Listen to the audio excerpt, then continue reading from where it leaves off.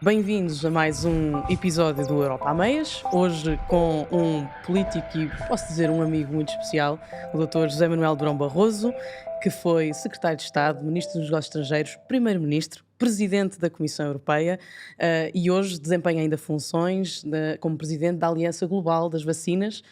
Dr. Barroso, muito bem-vindo. Obrigado eu pelo convite, Lídia, é um prazer estar consigo.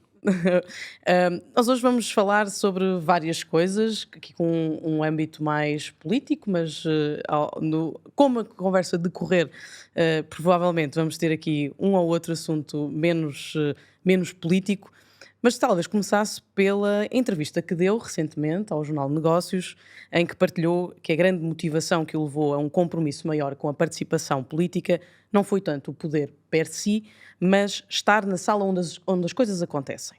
E penso que inspirado pelo musical Hamilton. Foi mais esta vontade de participar na decisão e menos a ideia de poder que o seduziu para a vida pública e política?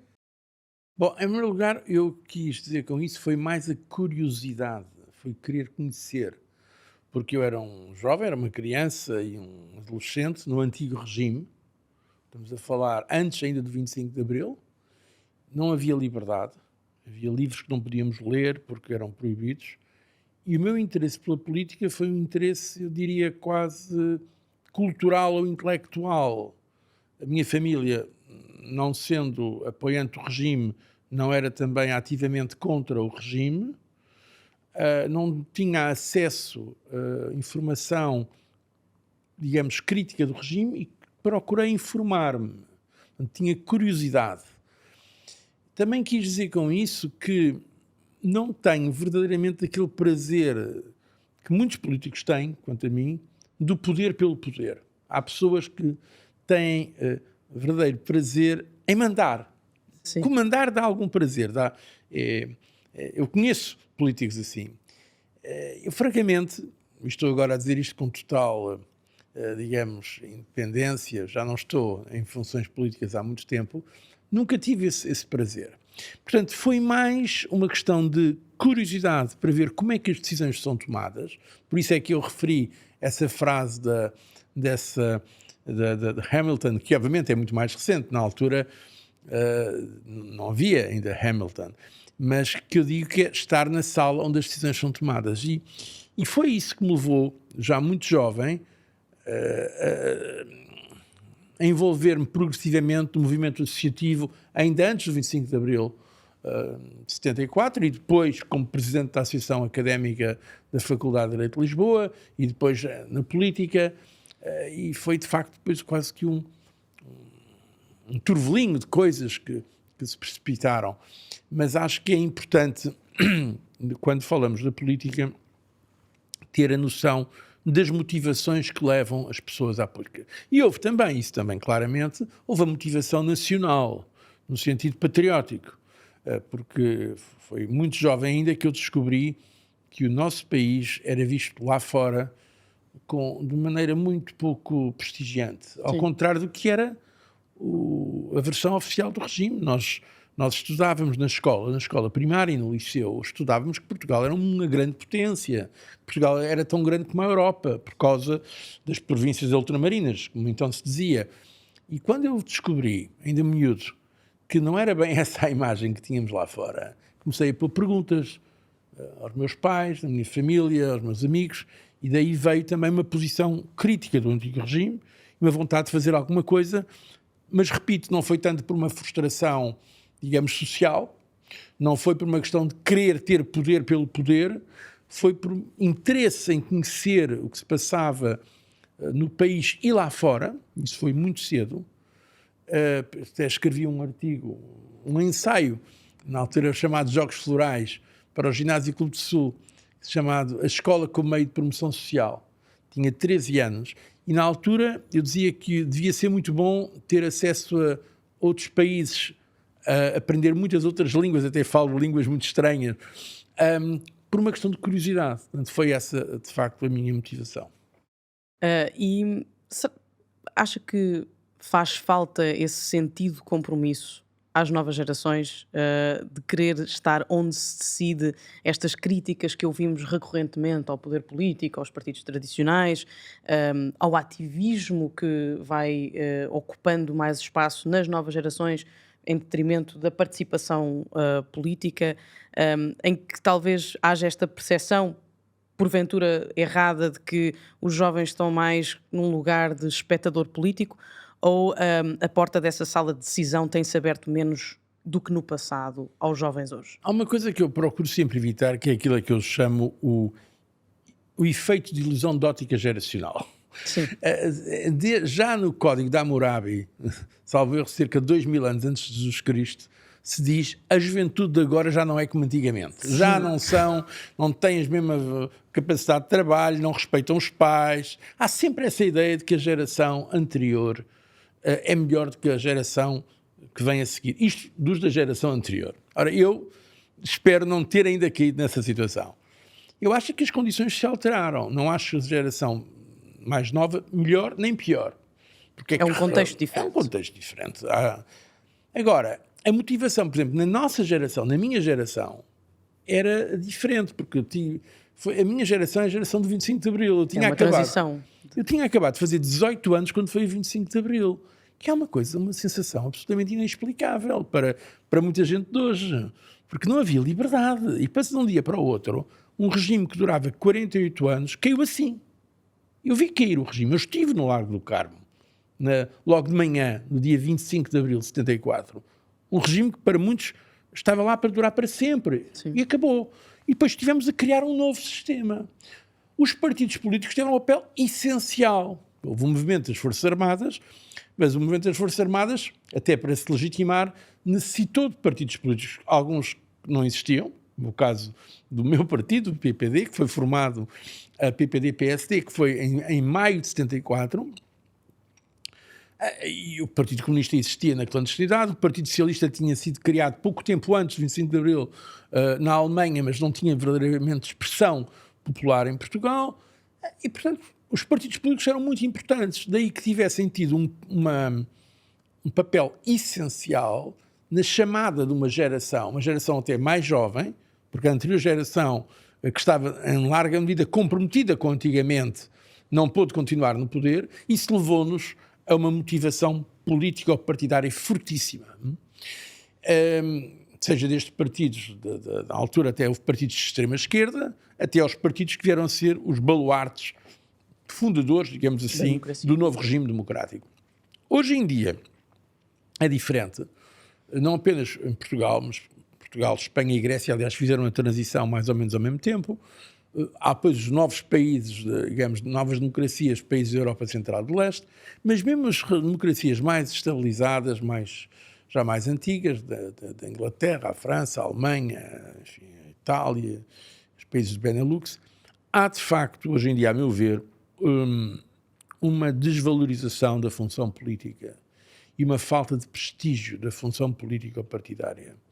É verdade. Bom, veja-se o que está a passar também nos Estados Unidos, que na realidade são o país que tem maior influência a nível da comunicação, não apenas no Ocidente, eu diria mesmo globalmente. A democracia não está hoje em dia muito prestigiada. Isso leva a que muitos jovens queiram intervir, mas não o façam necessariamente através dos partidos políticos, digamos, tradicionais. Há aqui um problema.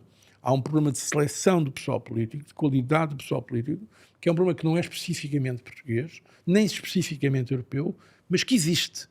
E, por isso, devemos pensar, aqueles de nós que continuam a ser, pela democracia representativa, pluralista, uma democracia partidária, o que é que podemos fazer para reinteressar, convocar e entusiasmar os jovens pela atividade política, nomeadamente político-partidária. É verdade.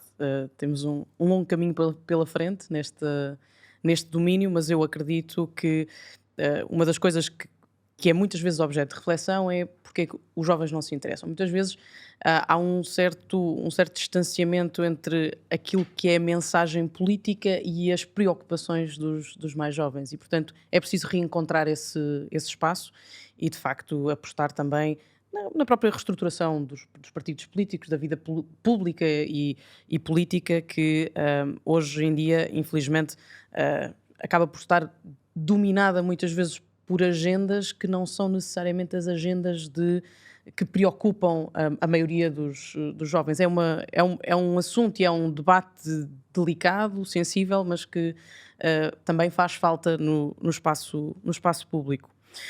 Bom, o Dr. Barroso foi secretário de Estado muito jovem, teve um papel determinante no processo de paz em Angola, e possivelmente terá sido um momento bastante difícil, de grande compromisso e convicção com a paz num país irmão como Angola, que muitas vezes parece, às vezes não é tão falado no seu percurso político. Portanto, perguntava-lhe como é que olha para este momento.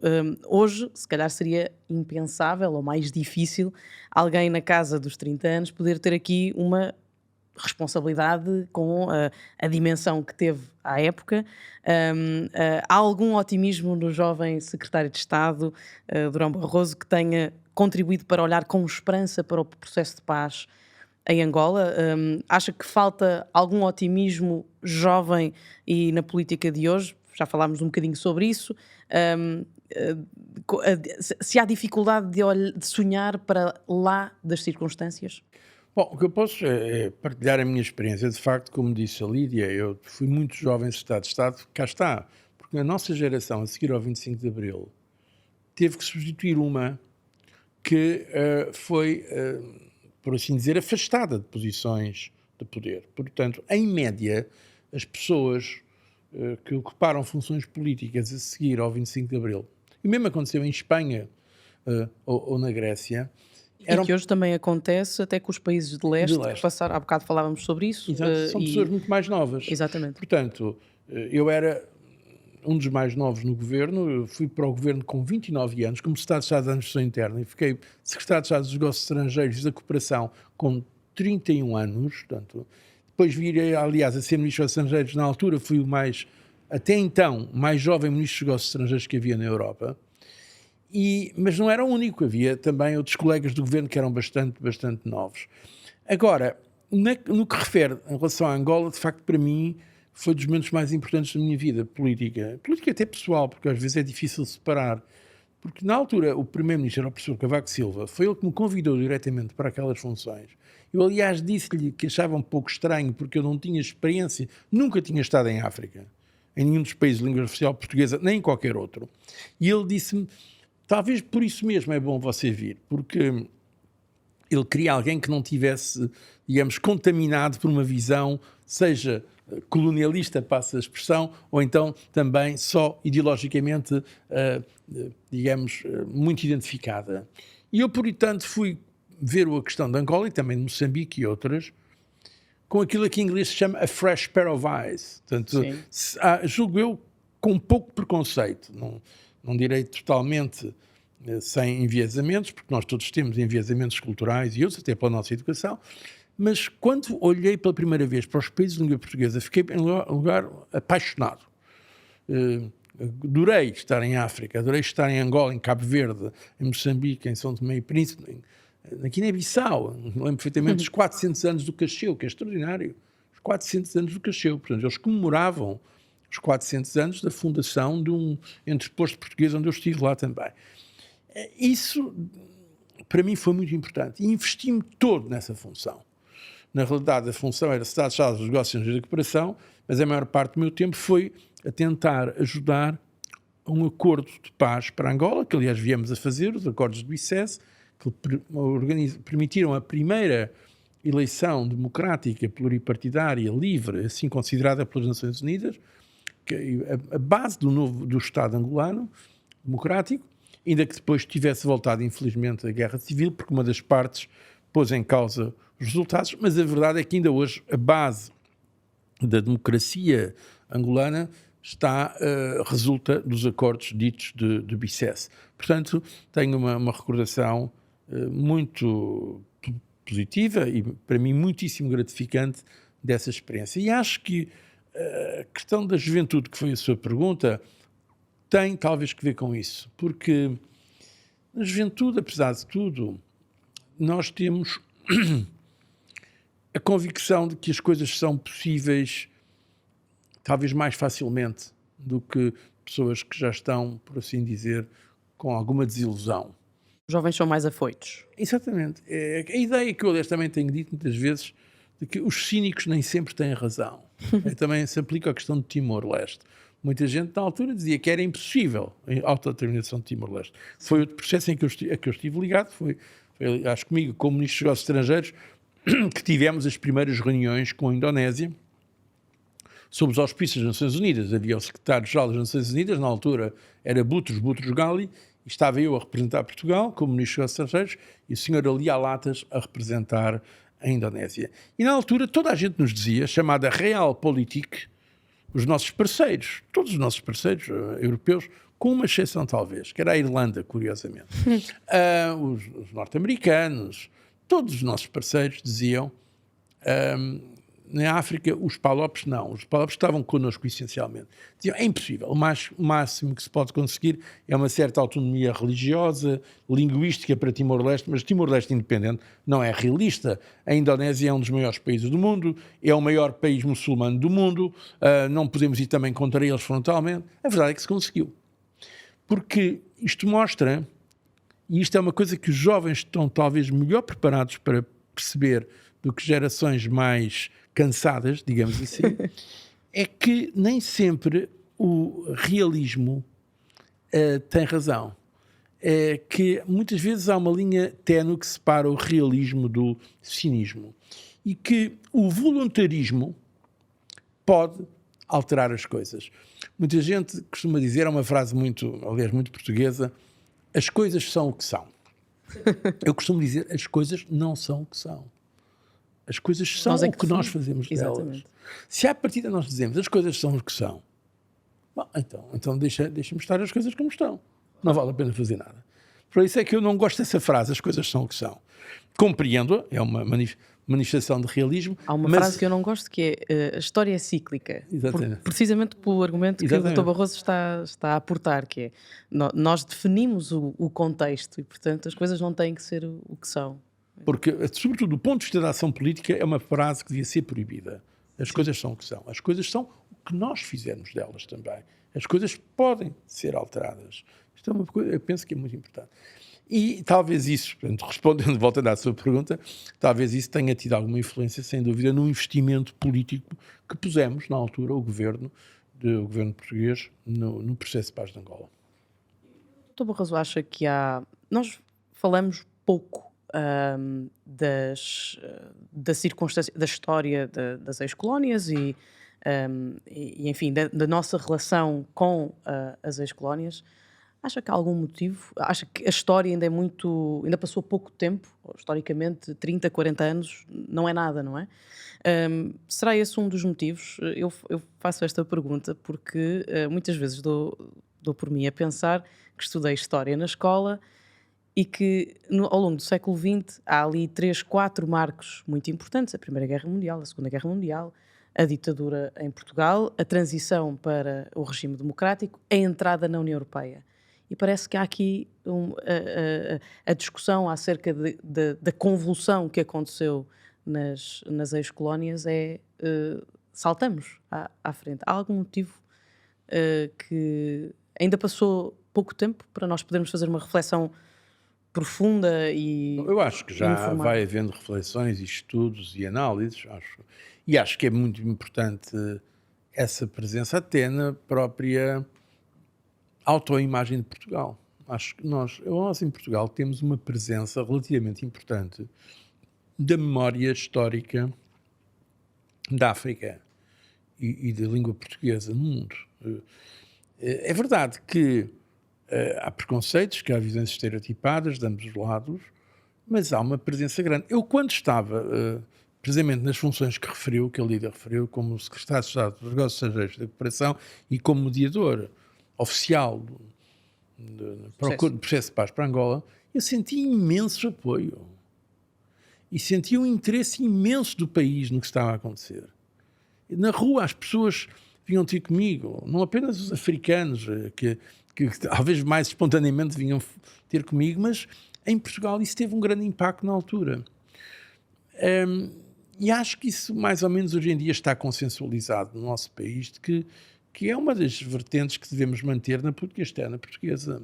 Como sabes, sou, como a Lídia também, somos europeístas, somos convictamente pró-europeus, mas é importante para a afirmação até da própria personalidade do país, da nossa idiosincrasia político-diplomática, não ficarmos fechados na União Europeia. A União Europeia, sim, é o nosso espaço natural, somos um país europeu, mas temos ligações a outras áreas do mundo, nomeadamente aos países de língua oficial portuguesa, o Brasil, mas também os países lusófonos, nomeadamente os 5 países lusófonos da África e Timor-Leste e outros. Outro espaço onde se fala ainda a nossa língua.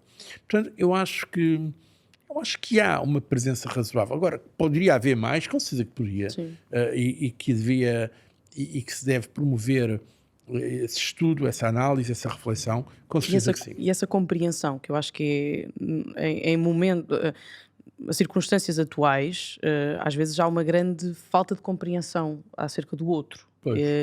E em particular, a agenda da África também diz muito e é importante para a União Europeia. E, portanto, Portugal, conhecendo, tendo essa ligação histórica e cultural, pode... Nós estamos a fazer alguma coisa. Agora, por exemplo, eu próprio também, no âmbito do Conselho da Diáspora Portuguesa, que eu sou Presidente da Assembleia Geral, promovemos todos os anos aquilo a que temos chamado o Fórum Euro-Africano, que ainda foi agora há algumas semanas, aqui em Cascais, em Carcavelos, mais concretamente.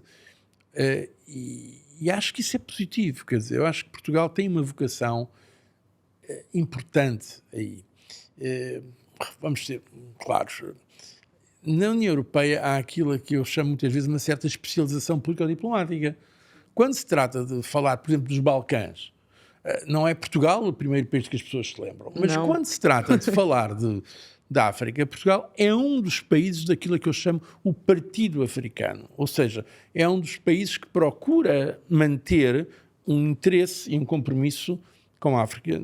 Isso, em grande parte, por causa da nossa história. Ou seja, podemos transformar o que houve na nossa história de positivo, mas também negativo, porque, obviamente, o colonialismo não é positivo, mas há uma memória e uma proximidade, em larga medida também na área cultural, linguística e cultural, que justifica, motiva e que suscita um maior interesse.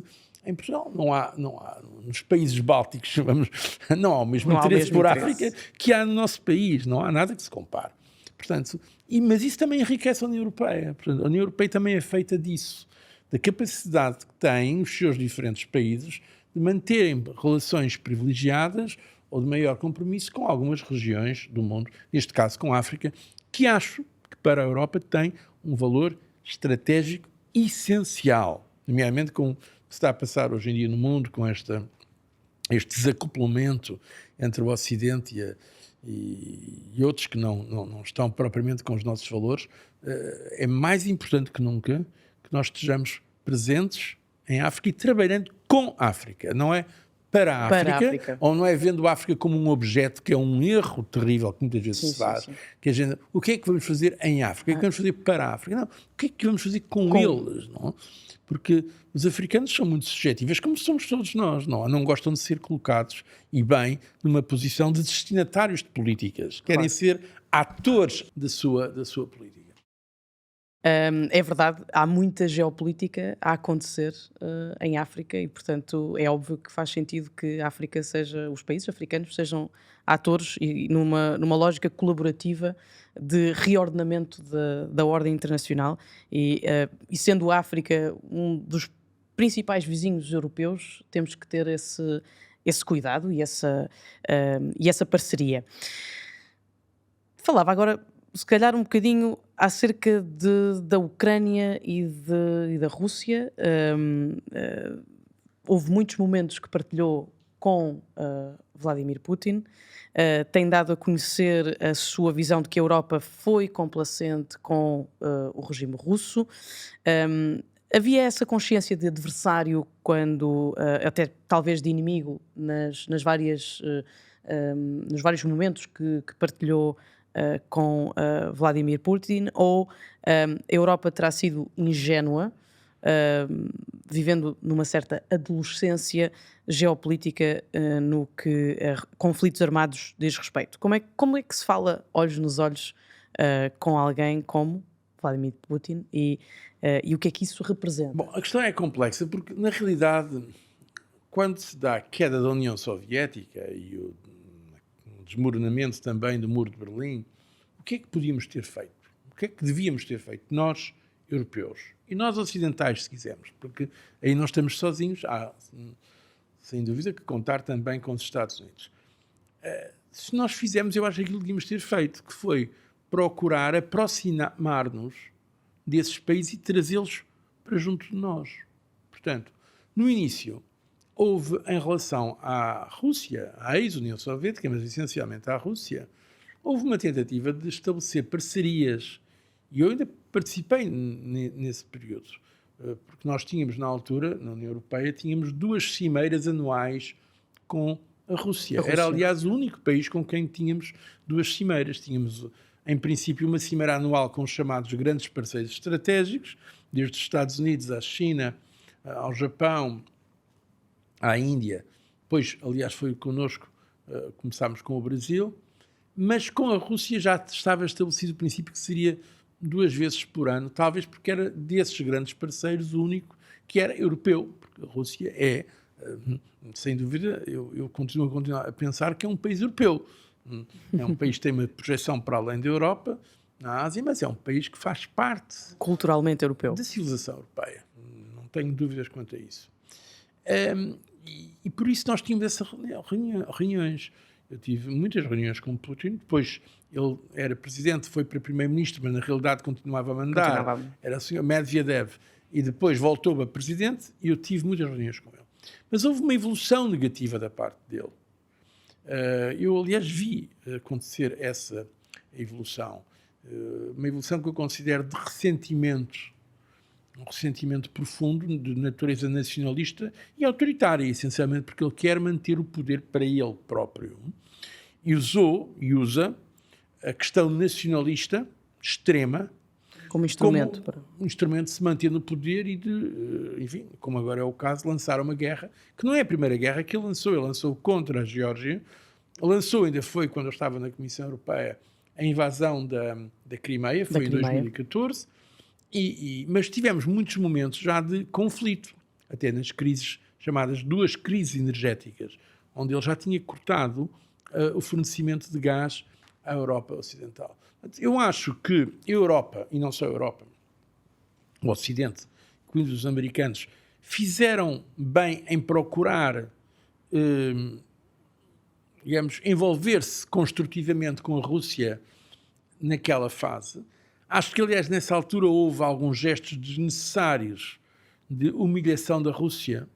Por exemplo, quando é dito que a Rússia é apenas uma potência regional, foi o que disse um homem tão inteligente como o Presidente Obama disse isso. Eu acho que não devia ter dito, porque é uma provocação desnecessária. Mas depois houve uma evolução que eu estou convencido que não dependia de nós. Algumas pessoas dizem que se a Europa tivesse feito outra coisa, a Rússia não teria tido esta evolução. Não estou de acordo. A Rússia é um país demasiadamente grande e demasiadamente importante para nós pensarmos que são os sinais que damos cá de fora que vão determinar essencialmente a sua evolução. Portanto, houve uma evolução negativa da Rússia e do próprio Putin que nos levou à situação em que estamos agora e que nos leva também às posições que atualmente temos. Será que em 2014 a União Europeia poderia ter reagido de forma mais musculada, semelhante talvez àquilo que está hoje a acontecer no apoio à Ucrânia, ou seria demasiado cedo e o contexto era diferente e, portanto... Em teoria poderia, mas não é. Mas repara, não foi julgar o passado à luz do presente, com a informação que temos hoje, a meu ver, é sempre uma grande injustiça. É injusto para com aqueles que decidem, e não é correto, porque os dados, o que importa na decisão política é também o momento em que ela é tomada. A decisão política é tomada com a informação disponível naquele momento. Portanto, eu costumo dizer, de maneira até um bocadinho provocatório, Se a minha avó não tivesse morrido, ainda hoje estava viva. Bom, isto é uma verdade óbvia. Não? Portanto, quando as pessoas me dizem, então devia-se ter feito isto. Bom, mas na altura seria possível. Eu estive na reunião do Conselho Europeu. Não era responsabilidade da Comissão, nem é, mas estive na reunião em que se tomou a decisão a seguir à invasão da Crimeia pela Rússia. O que é que se podia ter feito na altura? Ia-se para a guerra com a Rússia? Mas ninguém queria isso, nem então, nem hoje. Nem a União Europeia, nem a NATO estavam preparadas, nem queriam isso. A Ucrânia, na altura, não estava, de certeza, tão preparada como está hoje. Podíamos fazer o quê? Não ter feito nada? Olhado para o lado, fazer uma espécie de comunicado a deplorar a situação? Não. A decisão foi uma decisão intermédia, que foram as sanções, as primeiras sanções que foram tomadas. Agora diz, devia-se ter sido muito mais duro nas sanções. Mas será que se tivéssemos sido muito mais duros nas sanções, se teria resolvido o problema? Francamente, eu não penso que isso tivesse acontecido. Portanto, vamos ser justos. Na altura, a decisão da União Europeia, que não foi da minha responsabilidade, porque não era responsabilidade da Comissão, mas eu participei nessa reunião, nesse Conselho Europeu, estavam lá David Cameron, na altura o Reino Unido fazia parte, estava lá François Hollande, estava Angela Merkel, estavam muitos outros, e na altura estava lá Orban, que aliás, curiosamente, já na altura, foi o único que disse claramente que estava contra as sanções, mas também disse que se houvesse sanções, ele não se ia opor a um consenso que a União Europeia formasse. Tivemos essa discussão e eu penso que na altura era a decisão com os dados disponíveis possível e talvez a menos má, digamos assim, porque não havia soluções para isso. Agora, as coisas evoluem num bom ou num mau sentido, neste caso, infelizmente, num mau sentido, e levaram-nos a tomar agora uma posição que é muito mais firme e que eu penso que faz parte disso a que tenho também chamado digamos, a idade adulta da geopolítica da União Europeia. A União Europeia está a deixar de ser um teenager do ponto de vista geopolítico, está a perceber que se quer defender os seus interesses e os seus valores, tem que se assumir também, para além da dimensão económica, como uma entidade diplomática, político-diplomática e também em matéria de defesa, sem ir contra a NATO, mas defendendo a própria identidade europeia de segurança e defesa. Eu ia perguntar precisamente qual é que será o papel da União Europeia nos alinhamentos globais num cenário pós-guerra na Ucrânia. Bom, para já não sabemos quando é que virá esse pós-guerra, mas eu acho que o papel é aquele que tem vindo a assumir progressivamente. A União Europeia costuma dizer, aliás nas aulas que dou sobre estas matérias, que é por definição incremental. A União Europeia não é um edifício terminado. Nós, quando falamos da União Europeia, às vezes, quando falamos dos tratados, falamos nos chamados pilares, como se fôssemos um edifício clássico ou neoclássico, grego ou romano. Não, eu uso mais a imagem dos andaimes. A União Europeia são um projeto inacabado. Andaimes. Por isso é que nós, quando falamos da União Europeia, falamos de projeto, falamos de construção europeia, porque é algo que está em construção. E se pensamos a União Europeia como se fosse um projeto já definido, estamos a cometer um erro de análise que tem consequências políticas também. Portanto, a verdade é que a União Europeia tem vindo gradualmente, quando há uma crise, a responder. Foi a crise financeira e da dívida soberana, na altura eu estava à frente da Comissão, em que se não fosse essa crise nós não teríamos criado instrumentos, quer capacidade de intervenção do Banco Central Europeu, quer o chamado Mecanismo Europeu de Estabilidade, quer outros que hoje em dia já existem e que nos permitiram, aliás, agora estar mais preparados do que estávamos quando houve estes problemas de natureza financeira. Houve depois a crise da pandemia terrível, que eu tenho seguido até por causa das funções que continuo a exercer de Presidente da Gavi, e a União Europeia reagiu bem, a meu ver, não apenas aceitando que fosse a Comissão a comprar vacinas em nome dos 27 Estados-membros, mas também criando pela primeira vez aquilo que não tinha sido possível durante a crise financeira, porque alguns países não tinham aceito, que foi a mutualização da dívida, a criação do chamado programa Next Generation European Union, com mais de 700, quase 800 mil milhões de euros que foram levantados como dívida pela Comissão Europeia nos mercados, e agora com a resposta à crise da guerra lançada pela Rússia contra a Ucrânia, onde a União Europeia está, por exemplo, a atuar no capítulo da defesa, incluindo na aquisição de material militar, no fornecimento à própria Ucrânia. Isto era impensável antes da invasão. Portanto, muitas vezes, é um ponto que eu sublinho constantemente, é necessária uma crise para a União Europeia fazer avanços no seu processo de integração. Aliás, um dos pais fundadores da União Europeia, da Comunidade Europeia, como dizia na altura, Jean Monnet, dizia que a comunidade vai fazer-se nas crises e como resposta sucessiva a crises sucessivas. E é um pouco isso, é muito isso, diria, aquilo que tem vindo a acontecer. E Jacques Delors dizia que a Europa é como uma bicicleta que não pode parar porque senão cai. Portanto, essa ideia de construção permanente. É verdade, eu continuo a pensar que sim. Mas são muitos estímulos externos que obrigam que dão um impulso os governos a aceitarem decisões que antes não aceitavam. Porque, basicamente, do ponto de vista até jurídico ou político, a União Europeia é uma união de Estados. Nós, os mais europeístas, queremos sempre acentuar o aspecto união de cidadãos. É verdade. Mas quem criou os tratados, quem negociou, assinou e ratificou os tratados, neste caso o Tratado de Lisboa, foram os governos, são os Estados. Nós não podemos ir mais além se os governos não apoiarem a União Europeia. Ora, os governos naturalmente procuram conservar a soberania nacional. É natural que isso aconteça. Também não podemos ver isto como alguns europeístas ingênuos veem como manifestação do mal. Não. A defesa do interesse nacional é absolutamente lógica e legítima. Eu estive 10 anos à frente da Comissão Europeia, mas estive 12 anos no governo do meu país, em diferentes funções. Portanto, é um erro que às vezes alguns meios de Bruxelas cometem, tentarmos construir a União Europeia contra os governos nacionais e contra os países. É um erro. Temos é que fazer o ponto.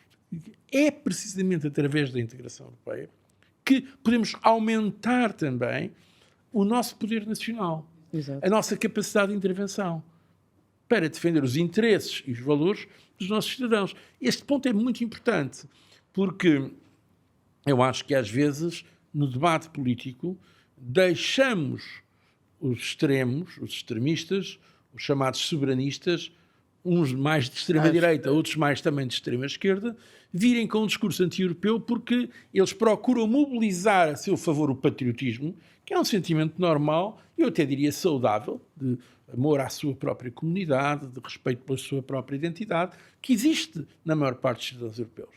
Mas se nós fizermos o ponto, que me parece que é mais correto, que a maneira de defendermos esses valores e de respeitarmos essa identidade, nomeadamente quando há ameaças tão grandes como aquelas que vemos, é de construirmos uma integração europeia que respeite essa diversidade, então penso que aí podemos ganhar esse debate.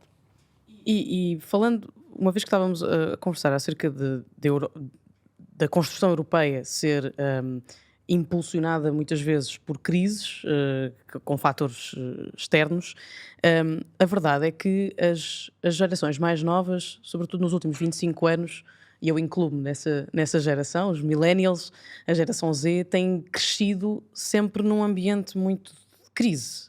Ouvimos, eu desde que me conheço e enquanto atriz política, ou estando mais envolvida na política, ouço desde os meus 10 anos, crise, crise, crise.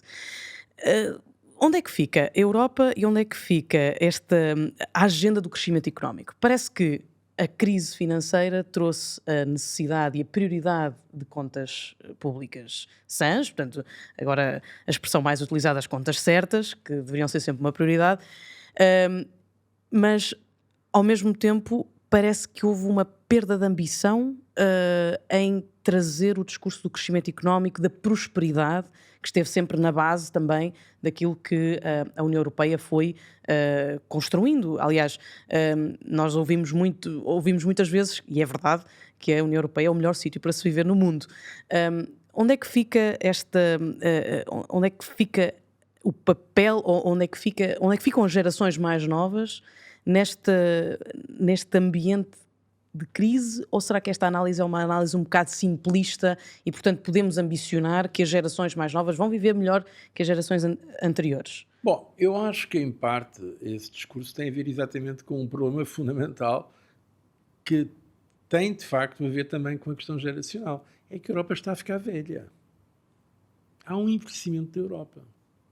Quando comparamos a Europa com a Ásia ou com a África, por exemplo, e mesmo com os Estados Unidos, em média, estamos mais velhos.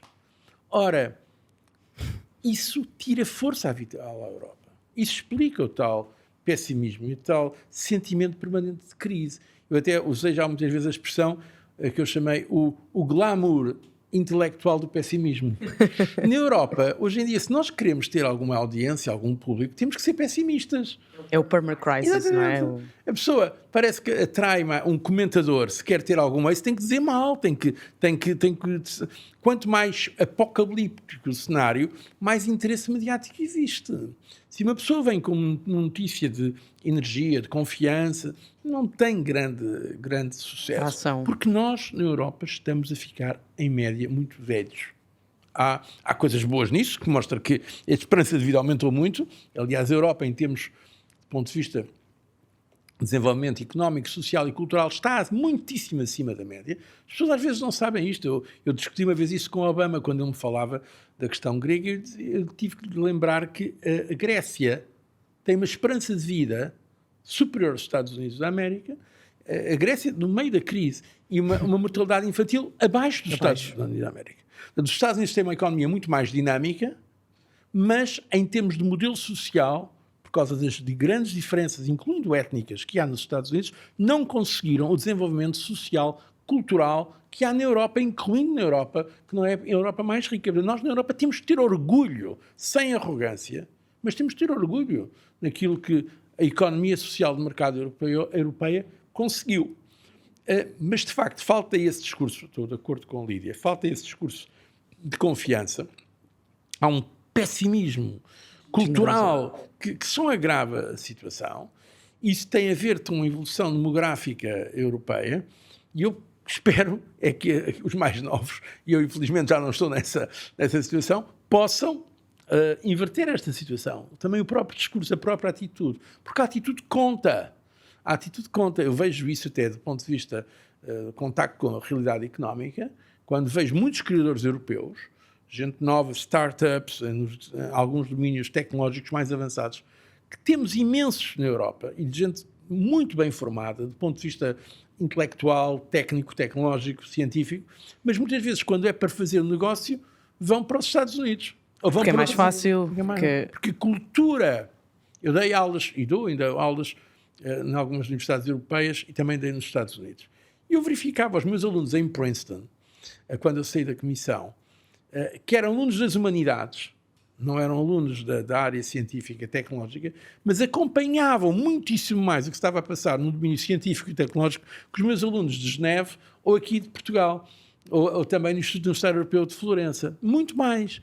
Portanto, há uma atenção à parte científica, tecnológica muito maior nas sociedades mais jovens do que em países com uma média de idades mais avançada. E partindo aqui deste mote pessimista, mas que temos que olhar para o futuro com algum otimismo, quais é que são as principais mudanças que a direita europeia deve abraçar para se adaptar aos novos tempos e conquistar o apoio das novas gerações? Eu costumo, a mim próprio, qualificar-me como de centro-direita, mais do que de direita. Não é porque tenho algum complexo nisso, mas é porque é de facto onde eu me situo. E aí costumo citar também, eu acho que um problema cultural político no sentido amplo, que é a dificuldade que há em termos de posições centrais numa era em que se permeia o extremismo. Há aquele grande poema de Second Coming de Yeats que diz, mais ou menos isto, traduzindo, as coisas estão todas a desmoronar-se, o centro já não se segura, os piores estão cheios de intensidade e paixão, enquanto que os melhores falta-lhes força. Mais ou menos isto é o que diz esse poema. E é o que está a acontecer hoje em dia, muito no aspecto político. É que o entusiasmo e a força e a paixão estão nos extremos. E aqueles que defendem posições moderadas, centro-esquerda e de centro-direita, obviamente eu estou numa posição de centro-direita, estão muitas vezes na defensiva. E, portanto, o problema é, a meu ver, como dar a força reformadora, a paixão vital, a energia, a posições que são moderadas. Porque na simplificação do debate político hoje em dia é muito mais fácil fomentar-se o ódio, como acontece com algumas forças de extrema-direita, ou também o ódio, às vezes, nacionalista, xenófobo, mas também o ódio até de classe, algumas forças de extrema-esquerda, que estão a procurar dominar o discurso político, e os moderados, que é onde eu me coloco, as pessoas de centro-direita neste caso, quase que têm vergonha de afirmar as suas convicções. Portanto, isto é muito difícil. Mas isto requer... é muito difícil numa era em que os populismos simplificam a mensagem, não? E em que os grandes simplificadores às vezes têm mais sucesso, porque é mais fácil dizer branco ou preto do que falar em diversos tons de cinzento, não? E é isso, essa capacidade que temos de ter, do ponto de vista do centro-direita europeu, de ganhar a iniciativa com paixão. Isso, a meu ver, falta às vezes.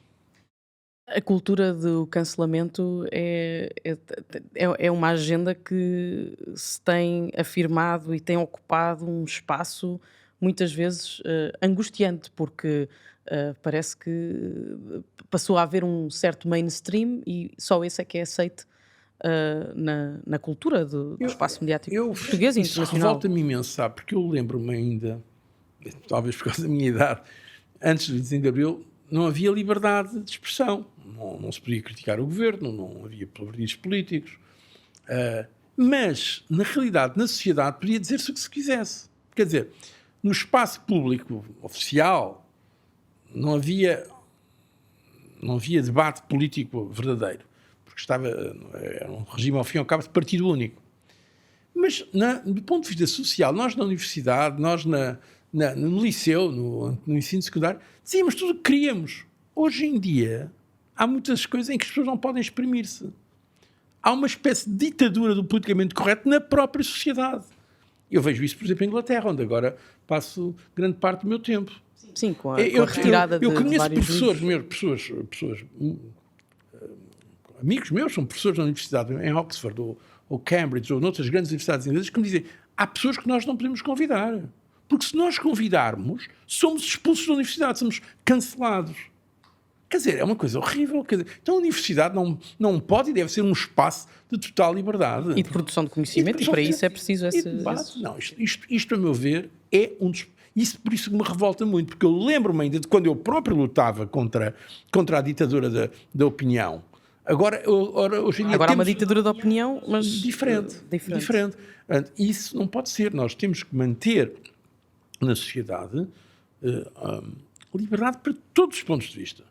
Sejam os de direita, sejam os de esquerda, para as diferentes áreas. Mas hoje, em algumas sociedades, isso vem muito dos Estados Unidos da América e do Reino Unido, mas está em Portugal, as coisas chegam sempre com algum atraso, mas já está no nosso país, que é uma espécie de politicamente correto que se quer impor às pessoas. Ora, obviamente isto também tem uma consequência ideológica, que em Portugal é nitidamente mais da esquerda, quer dizer, é um pensamento de esquerda fechada, dogmática, muito dogmático, que procura impedir outros pontos de vista. Isso não é correto, não. Porque nós temos de aceitar todos os pontos de vista. Eu não estou a defender as opiniões extremas, mas estou a defender a possibilidade de todas as opiniões se exprimirem, o que é uma coisa importante. Há uma certa arrogância nesta cultura de cancelamento. Há uma grande arrogância intelectual, e a arrogância é sempre uma forma de estupidez, mas existe essa arrogância. Mas também há a falta de coragem daqueles que não se levantam contra isso. E quando a Lídia me pergunta o que é que pode fazer a direita ou o centro-direita europeus, uma das coisas é essa. É não aceitar a ditadura do politicamente correto, não aceitar uma versão de cancelamento que hoje em dia existe até algumas das nossas melhores universidades. Que coarta a liberdade. A liberdade de expressão. Exatamente. Voltando aqui ao tema sobre o futuro e sobre aquilo que o papel que a Europa terá no progresso e na prosperidade, qual é que é um dos grandes temas que em que a Europa poderá ter aqui uma afirmação, até do ponto de vista geopolítico, relevante? Inteligência artificial, a transição energética? Há dois O que é que lhe assuntos, parece? que a Europa tem procurado, aliás, as instituições europeias, e bem, colocar como prioridades. Uma delas é a chamada transição verde, ou economia verde, resposta às alterações climáticas. A outra é também a transição digital. Eu estou de acordo, basicamente, com estas prioridades. Mas a verdade é que nós estamos atrás de outros, por exemplo, atrás dos Estados Unidos e da própria China, em domínios de ciência e tecnologia muito importantes, como é a inteligência artificial. Nós estamos aí atrás, há subinvestimento, e isso é grave, porque eu estou convencido que a inteligência artificial, mas já digo isto há algum tempo, antes do ChatGPT, que agora as pessoas acordaram para os efeitos, de facto, muito importantes que as tecnologias podem ter. Com CEOs de grandes empresas da área da inteligência artificial a pedirem precisamente às instituições europeias para regularem. Eu estou convencido Que acaba por ser é engraçado porque normalmente são precisamente os mesmos CEOs que pedem alguma prudência na regulação, mas estiveram presentes no G20 e fizeram esse apelo. Eu não posso revelar aqui, portanto, atribuir, mas por exemplo, nós aqui realizámos em Portugal este ano os encontros de Bilderberg, que eu sou um dos membros, e tiveram cá os grandes nomes da inteligência artificial. O Sam Altman esteve cá, o Demis Hassabis e outros, que aliás já os conheço há uns anos, porque eles normalmente participam, e sem atribuir seja o que for a quem quer que seja, a verdade é que foi mais uma forma de percebermos o que está em curso na inteligência artificial. A inteligência artificial não é mais uma tecnologia. Não é setorial. Vai mudar tudo. Tudo. E estou a dizer mesmo tudo. Estou a dizer a produção de bens, a produção de serviços, a distribuição, o comércio mundial, a própria relação das pessoas umas com as outras, a nossa relação com o conhecimento e a nossa visão cultural do mundo. Porque nós estamos a entender finalmente uma coisa, é que a inteligência humana não é a maior que existe no universo. Porque a inteligência artificial foi criada por seres humanos, mas hoje já consegue fazer muita coisa que nós, seres humanos, não conseguimos. E não só não conseguimos fazer o que eles fazem, algumas destas máquinas, como não entendemos como eles as fazem. Isto é uma transformação filosófica profundíssima, que é a ideia de que o Homo sapiens não é a entidade no mundo que tem a máxima inteligência. Há inteligências acima da nossa. Não é apenas, que é o atributo essencial no início da inteligência artificial, que é a rapidez e a escala. Basicamente é isso, ou seja, nós temos dados que a inteligência artificial pode ter em grande quantidade que um ser humano sozinho não tem, e depois tem mecanismos de processamento desses dados que são muito mais rápidos do que uma pessoa pode ter. Bom, isto já é conhecido. O que não se entende mais é como é que chegam a algumas conclusões que nós ainda não conseguimos explicar. Isto, repara, altera fundamentalmente a relação do ser humano com o mundo. E tem consequências muito para além da economia. Tem consequências culturais, tem consequências geopolíticas, porque, como, por exemplo, Kissinger, que aliás também esteve aqui em Lisboa recentemente, como Kissinger tem alertado, há consequências da inteligência artificial no domínio geopolítico, porque a inteligência artificial também é uma tecnologia de guerra. São tecnologias de uso dual. Podem servir para grandes avanços nos domínios científicos, por exemplo, da saúde. Há coisas extraordinárias que estão a passar no domínio da saúde. Por exemplo, no domínio das vacinas, no domínio de vacinas para doenças que até agora não, são consideradas incuráveis, em que está a haver grandes progressos graças à inteligência artificial, e eu acho que vamos assistir e vamos receber notícias fantásticas nos próximos tempos nesse domínio, mas também pode ser utilizada para a guerra. Portanto, aqui há um problema muito sério, com grande potencial positivo, mas também com grande ameaça para eventuais notícias negativas. E aqui nós, europeus, temos que estar melhor preparados. Pois, estamos provavelmente a aproximar-nos de um choque, e esse choque pode acontecer numa velocidade para a qual nós não estamos... Nós estamos numa situação de revolução científica.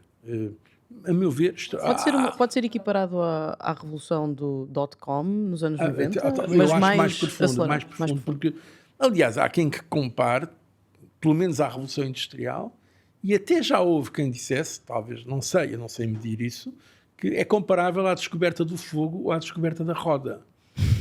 Porque não é apenas a inteligência artificial. O que está em causa é a capacidade da inteligência artificial, mas com o chamado quantum computing, em geral, com grandes progressos na área genética e da biogenética, com grandes progressos, portanto, em áreas que cumulativamente se podem reforçar. Nós estamos numa revolução científica e tecnológica fundamental. É dos momentos mais, por um lado, mais apaixonantes, porque vamos ter descobertas que nem sequer conseguimos imaginar.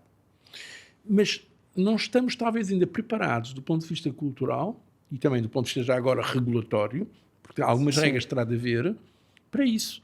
O que está a passar na genética, na biogenética, aliás, as ameaças também podem vir. Eu considero que, em termos de segurança, um dos setores mais perigosos para o futuro da humanidade é o que se pode passar no domínio da manipulação genética. Porque já está a haver investimento nessas áreas. Só que os governos não o dizem. Até porque alguns destes governos não têm qualquer espécie de transparência. Portanto, temos de estar atentos ao que se está a passar nesse domínio, porque é o cúmulo de efeitos de áreas diferentes que estão a ter grande investimento, que pode ser bom em algumas áreas, mas pode ser também preocupante noutras. Doutor Barroso, voltando aqui ao seu percurso político, quais é que são os momentos-chave ou momentos que definiram o seu entendimento da ação política? Se há algum em específico que possa partilhar connosco, ou vários, ou todos eles tiveram... Houve muitos que eu recordo com saudade. Bom, já falámos há pouco do processo de paz de Angola, que foi, para mim, muito importante do ponto de vista de experiência. O lançamento das negociações com a Indonésia para a autodeterminação de Timor-Leste foi outro momento importantíssimo. Depois, em geral, na União Europeia, toda a resposta às crises que tivemos tantas crises, nomeadamente a crise financeira e da dívida soberana, que levou a transformações fundamentais na União Europeia. Há um momento, obviamente, que não posso esquecer, que muito me sensibilizou, que foi quando fomos receber, eu próprio fiz o discurso de aceitação em nome da União Europeia, o Prémio Nobel da Paz, em 2012, em Oslo. Portanto, se há um momento, esse momento é talvez o momento que eu recordo com maior saudade. Os outros não foram momentos isolados, foram processos.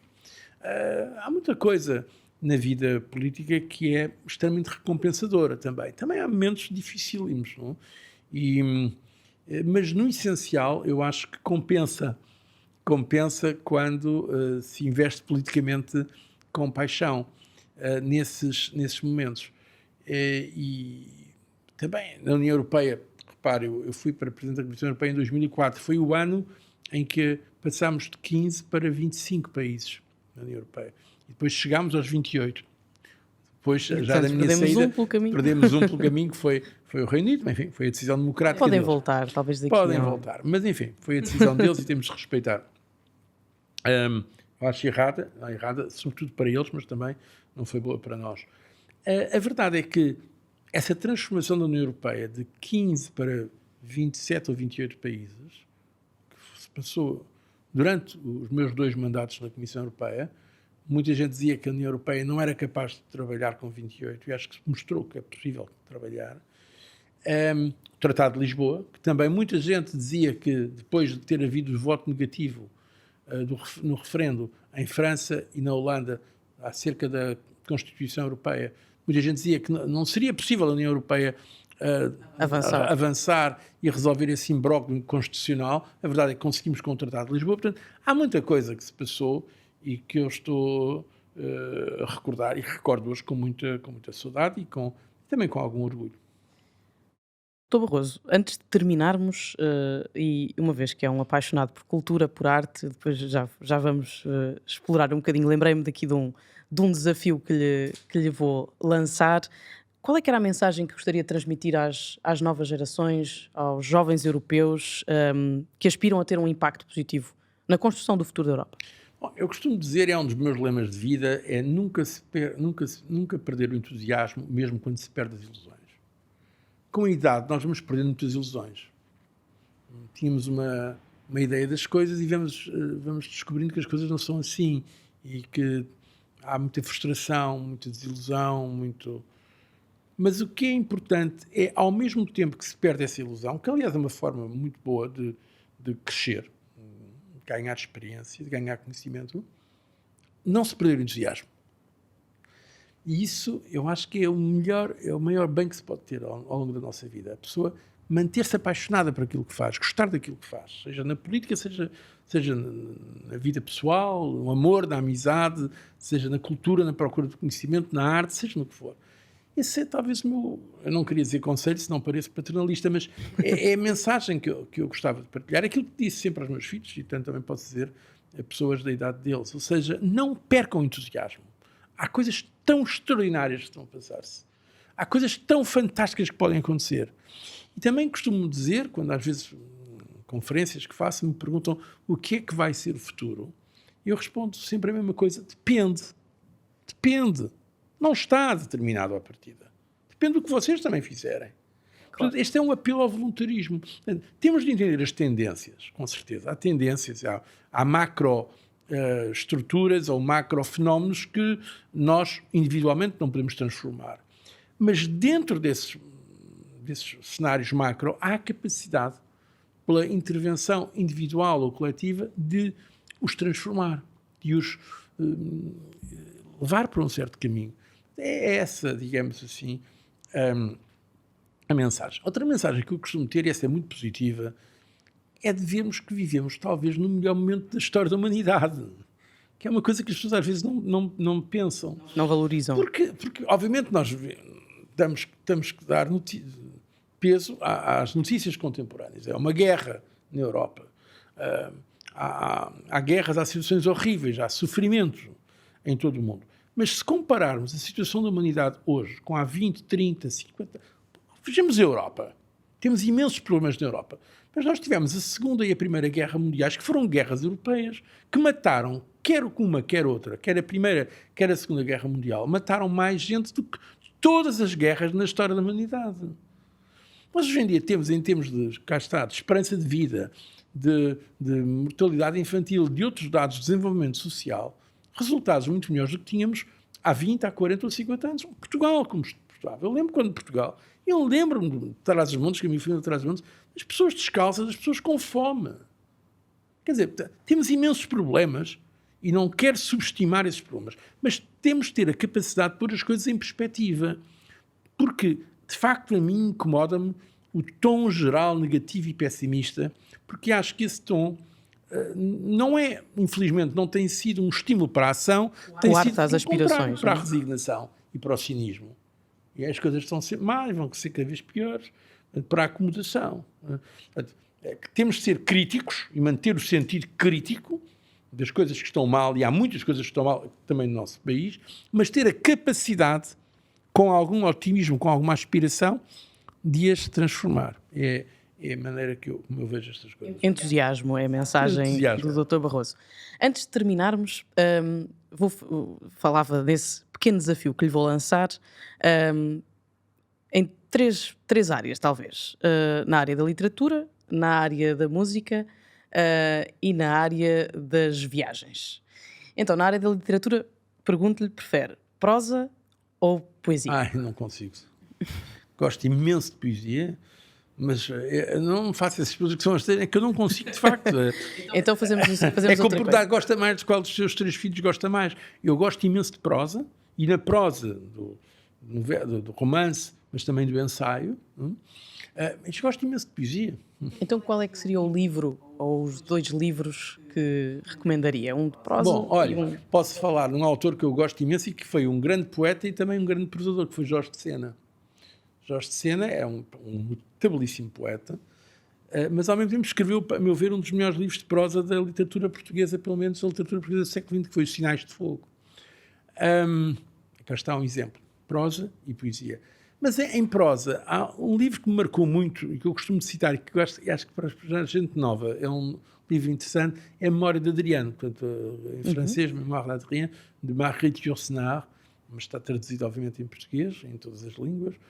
É um livro que me marcou muito. Marcaram muito também, na literatura portuguesa, os livros de Virgílio Ferreira, que era professor no Liceu Camões, onde eu estudei. Já disse, obviamente, Camões e Fernando Pessoa, isso é evidente. Eu sei que isso, normalmente a esquerda gosta de se apoderar dele, mas eu gostava, como escritor, de José Saramago. Acho que tem livros muito bons. E também há uma escritora portuguesa que é uma escritora considerada muito difícil e é algo hermética se não conseguirmos entrar no ritmo dela, mas que eu gostava muito, que era a Maria Gabriela Lansol.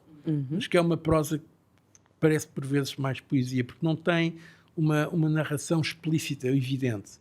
Tem que se ter um determinado espírito para entrar naquela literatura. Portanto, atualmente há um autor francês que eu gosto muito, mas que é muito considerado muito provocatório, mas que é o Michel Houellebecq, que a meu ver é das pessoas mais criativas que hoje em dia há na literatura europeia e talvez mundial. Portanto, cá vão algumas sugestões e bastante ecléticas.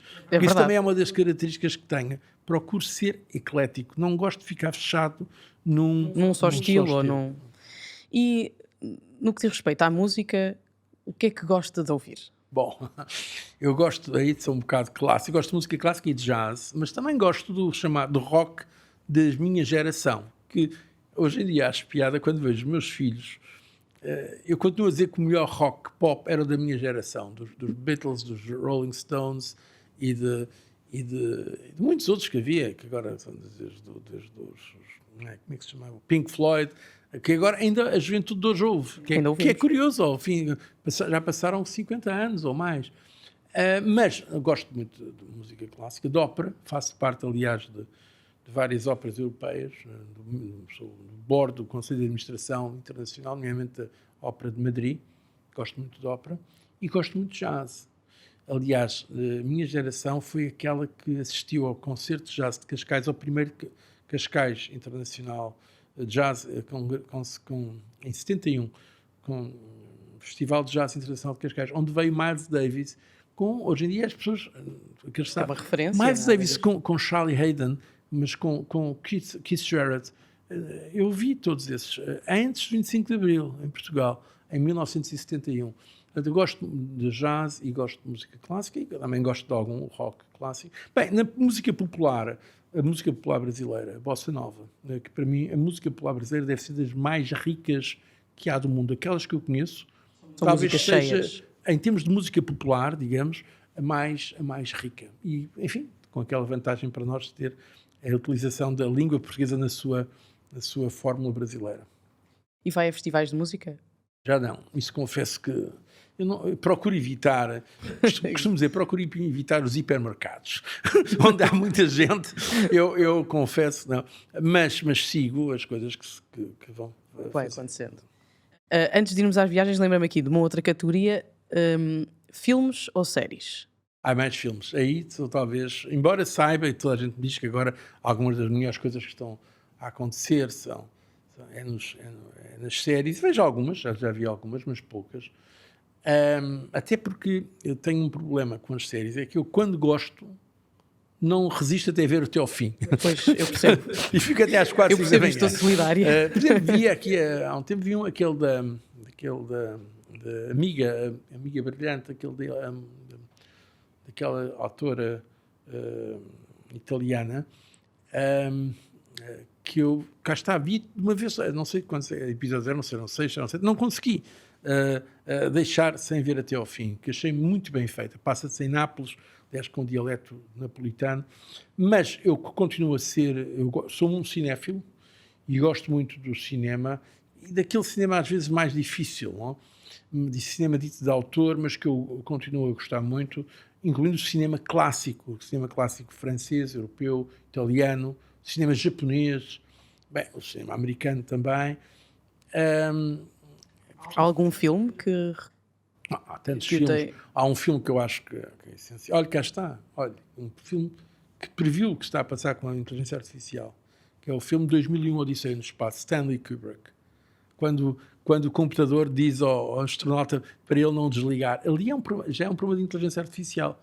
Porque hoje em dia uma das questões que se discute é saber se na inteligência artificial essas máquinas são capazes de evitar que haja um botão que as desligue. Aliás, há agora uma grande polémica com o setor dos argumentistas norte-americanos que estão em greve precisamente por causa da inteligência artificial e das novas exigências que a indústria está a colocar aos argumentistas para poderem recorrer mais à inteligência artificial e menos à produção dos próprios argumentistas. Mas que fala assim, olha, eu acho que esse 2001 Odisseia no Espaço é um filme, cá está, dos anos 70, salvo eu, mas há outro filme que eu gosto muito, que é um filme europeu, que era As Asas do Desejo, do Wim Wenders, porque eu conheço aliás o Wim Wenders, e ele contou-me como é que foi fazer esse filme, porque ele tentou fazê-lo do lado do Muro de Berlim antes da queda do Muro de Berlim, ainda com a Alemanha de Leste. E foi à Alemanha de Leste tentar convencê-los a filmar. E eles disseram o quê? Um filme com anjos, que são anjos, não? Sim, sim. Nós não aceitamos os anjos, porque os anjos passam os muros. Disse-lhe o secretário de Estado da Cultura, que era um comunista do regime totalitário, disse isto a Wim Wenders, que me contou isso aqui há alguns anos, quando falámos sobre esse assunto. Cá está outro filme. Aliás, no cinema há coisas, hoje em dia, também muito interessantes que estão a passar-se, não é só nas séries. Sim, absolutamente. E para terminar com viagens, qual é que é o sítio onde gosta sempre de voltar? Bom, isso é Portugal, porque eu vivo fora. Eu já esperava essa... Mas é verdade. Eu não estou em campanha eleitoral. Portanto, a verdade é que gosto de Portugal, porque eu neste momento, a maior parte da minha vida adulta vivia fora de Portugal. Quer em Genebra, quer em Bruxelas, quer em Londres, quer nos Estados Unidos. E, portanto, já esteve em 125 países. Exatamente. Portanto, onde é que... Mas fora de Portugal eu diria Itália, conheço bem Itália, França, sul de França, e França, Paris, claro, e Espanha. São os países que eu me sinto muito mais ligado, são Espanha, Itália e França. Embora viva no Reino Unido, mas culturalmente não há nenhum país no mundo que se compare à Itália. Nenhum país no mundo. A Itália caminha sem história, não é? E transpira-se cultura. É extraordinário. Não é? E gastronomia. Quando a gente pensa num pequeno território, porque ao fim e ao cabo a Itália, comparado com a Rússia, com os Estados Unidos, com a China, com a Índia, é um pequeníssimo território, mas que tem Florença, que tem Veneza, que tem Milão, que tem Roma, onde estão todas as camadas da nossa civilização, da Roma clássica ao Renascimento, ao Barroco. Quer dizer, é uma riqueza extraordinária em todo lado. Isso é uma das coisas que nos devia mais entusiasmar em relação à Europa, porque a Europa, sem qualquer espécie de arrogância ou desprimor para os outros, mas não há continente com uma variedade cultural tão grande na Europa. Quando pensamos que temos a Itália, a Espanha, a França, a Inglaterra, a Alemanha, Portugal, quer dizer, a riqueza linguística, aquilo que a Europa deu ao mundo em termos culturais e também científicos, desde a Revolução Industrial, é algo que nos podemos orgulhar também. Dr. Barroso, muito obrigada por participar em mais um episódio do Europa a Meias. Acho que foi uma conversa muito agradável. Falámos sobre várias coisas, da política à cultura, a viagens, à música. Ficaram algumas recomendações, agora neste período mais veraneante. Agradeço-lhe uma vez mais. Obrigado, Lídia. Foi um prazer estar consigo. E a todos os que nos acompanham, até breve.